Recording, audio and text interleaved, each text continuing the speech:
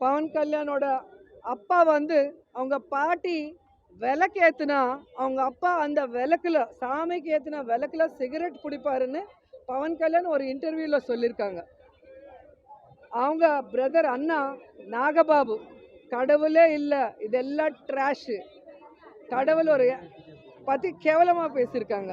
அவரோட ட்வீட்டு பார்க்கலாம், அவரோட வீடியோ நீங்கள் அடித்தாலும் யூடியூப்பில் கிடைக்கும். இதே பவன் கல்யாண் என் பொண்டாட்டி கிறிஸ்டியன், என் பசங்க பாப்டிசம் எடுத்திருக்காங்க, நான் கூட எடுத்திருக்குன்னு சொல்லிட்டு அவர் சொல்லியிருக்காரு. இப்போ சனாதன தர்மம்னு சொல்லி நாங்கள் ஏதோ தர்மத்தை வந்து ராங்காக பண்ணுறோம், அவங்க கரெக்டாக பண்ணுற மாதிரி பேசுறது எங்களுக்கு ஒன்றும் புரியல. எங்களுக்கு என்ன ஷாக்குன்னா, ஃபஸ்ட்டு ஒரு திருப்பதி பொண்ணா திருப்பதி மேலே இவ்வளோ பெரிய பழி போட்டுட்டு சாமியை வந்து ரோட்டுக்கு கொண்டு வந்துட்டாங்க. இந்த அவரோட பாலிடிக்ஸ், அவர் சர்வைவ் ஆகிறதுக்கு, அவர் பண்ண தப்பு எல்லாமே யாரும் பார்க்கக்கூடாது பேசக்கூடாதுங்கிறதுக்கு பண்ணிட்டாரு. இப்போ ஜனங்க வந்து திருமலா வந்தால் லட்டு வாங்கலாமா வேண்டாமா, இந்த லட்டுவில் கலந்துருக்கா கலக்கலையா ஒரு கன்ஃபியூஷனில் இருக்கார். நார்த் இந்தியன்ஸு, சவுத் இந்தியாவில் கர்நாடகா தமிழ்நாடு இவங்க எல்லாம். ஆந்திராவில் யாரும் நம்ப போகிறது கிடையாது, தெலுங்கானாவில் யாரும் நம்ப மாட்டாங்க சந்திரபாபு நாயுடு. ஏன்னா அவரோட டட்டி பாலிடிக்ஸு கம்பைன்ட் ஸ்டேட்டில் பார்த்துருக்காங்க, டிவைடான ஸ்டேட்டில் கூட பார்த்துருக்காங்க.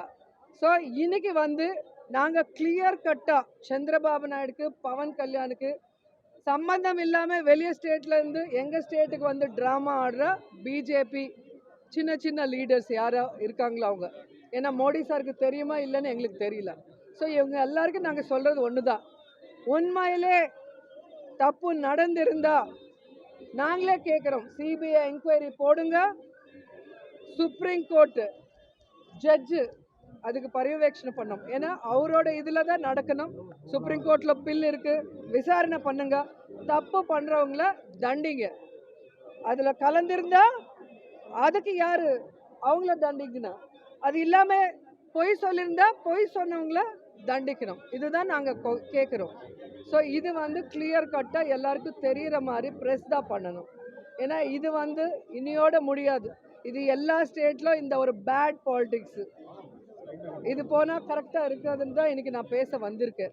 ஸோ இன்றைக்கி எல்லா கோயிலில் நாங்கள் எல்லா கடவுளை வேண்டிக்கிறோம், இந்த சந்திரபாபு நாயுடு நல்ல புத்தி கொடுங்க, அவரால் முடிஞ்சால் நல்ல வேலை செய்ய சொல்லுங்கள், இல்லைன்னா வீட்டில் போய் படுக்க சொல்லுங்கள் ரிசைன் பண்ணிட்டு. இந்த மாதிரி ஜனங்களையும் ஏமாத்திட்டு, ஃபேமிலி மெம்பர்ஸையும் ஏமாத்திட்டு, ஸ்டேட்டும் ஏமாத்திட்டு, ஃபைனலாக கடவுள் மேலே கூட கை வைக்கணும்னு நினைக்கும் போது அவங்களுக்கு கடவுளே தண்டனை, பெரிய தண்டனை கொடுக்கணும். அப்போ தான் இன்னொருத்தர் கடவுள் கூட விளையாட மாட்டாங்க. என்ன சொல்லியிருக்காருன்னா, இந்த இதுக்கு முழுசா வந்து திருப்பதி தேவஸ்தானம் தான் பொறுப்பேற்கணும், இவர் ஜெகன்மோகன் ரெட்டி எதுக்கு பொறுப்பு இல்லை சொல்லியிருக்காரு. அதான் சொல்கிறேன்ல, சந்திரபாபு நாயுடு டைரக்ஷனில் அவங்க கொடுக்குற ஸ்கிரிப்ட் தான் பவன் கல்யாண் அப்பப்போ ஒரு மாதிரி பேசிகிட்டே இருப்பாங்க. நம்ம ஒரு படத்தில் ஒரு கேரக்டர் இருக்கும், இன்னொரு படத்தில் இன்னொரு கேரக்டர் இருக்கும். இந்த ஷூட்டிங் போகும்போது இந்த டைரக்டர் கொடுக்குற டைலாக் ஸ்கிரிப்ட் பேசுவோம், இங்கே வந்தால் இங்கே வேற கெட்டப் போட்டு இங்கே ஒரு ஸ்கிரிப்ட் பண்ணுவோம். அதே தான் அவர் பண்ணிட்டுருக்காரு. அவர் பாவம், அவருக்கு எதுவுமே தெரியாது, யார் என்ன எழுதி கொடுத்தா அது பேசுவார்.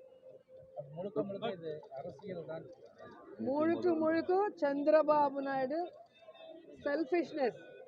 இந்த 100 நாளில் அவங்க கொடுத்த எந்த ப்ராமிஸு ஜனங்களுக்கு செய்ய முடியல, ஸ்டேட்டை டெவலப் பண்ண முடியல. ஸ்டேட்டில் நிறைய இஷ்யூஸ் நடக்குது. ஃப்ளட்ஸ் வந்து எவ்வளோ பேர் செத்து போயிட்டாங்க, எவ்வளோ பேர் கஷ்டப்படுறாங்க, யாருக்குமே எதுவுமே செய்ய முடியாமல் ஸ்டீல் பிளான்ட் ப்ரைவேட் பண்ணுறாங்க. இந்த விஷயங்கள் எல்லாம் ஜனங்கள் பேசக்கூடாது, இது பேப்பரில் வரக்கூடாது, பக்கத்து ஸ்டேட்டுக்கு தெரியக்கூடாதுன்னு ஒரு டைவர்ஷன் பாலிடிக்ஸ் மட்டும்தான்